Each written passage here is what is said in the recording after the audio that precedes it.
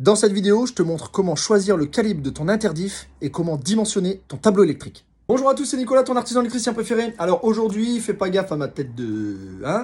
avec mon petit bonnet, parce qu'il caille sa mère. Aujourd'hui, je t'explique rapidement et simplement comment choisir le calibre de ton interdiff, donc 40 ampères, 63 ampères, ou comment dimensionner ton tableau électrique, donc c'est-à-dire le nombre de disjoncteurs, tu sais, tes disjoncteurs derrière ton interdiff, comment on fait, quoi qu'est-ce, je te montrerai tout dans la vidéo. Alors déjà pour commencer, il faut savoir que depuis l'amendement A5 de la norme électrique, toute installation électrique doit comporter au minimum 2 interdifférentiels. Ensuite, on ne doit pas raccorder plus de 8 disjoncteurs sur chaque interdifférentiel, ce qu'il faut, en fait, il faut laisser une réserve sur ta rangée.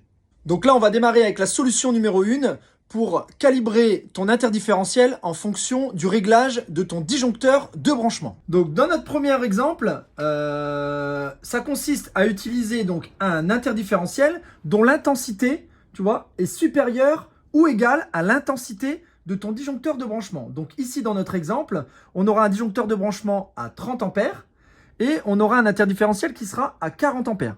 Donc derrière, tu peux effectivement mettre les disjoncteurs. On ne va pas se préoccuper en fait du calibre de ton disjoncteur. Bien sûr, toujours avec un maximum de 8 disjoncteurs.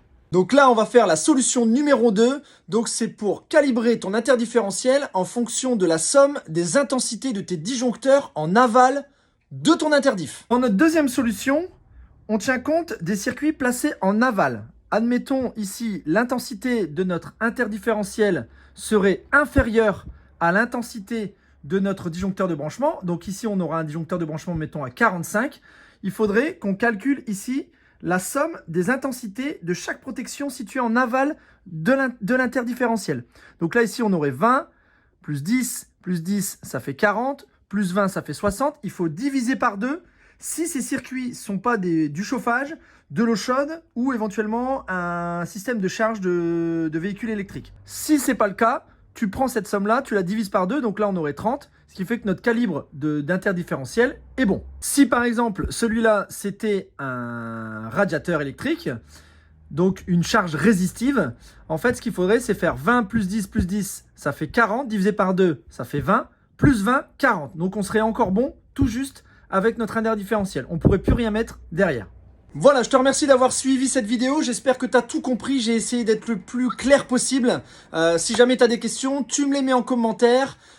Oublie pas que j'ai créé un petit groupe, tu te souviens, sur FB. Voilà, donc si tu veux, tu peux le rejoindre et on pose aussi tout un tas de problématiques. Voilà. Mais si tu as des questions, n'hésite pas à les mettre en commentaire. Bien sûr, tu t'abonnes, ça fait toujours plaisir. Je te fais des bisous, je te dis à bientôt pour une prochaine vidéo. Bye!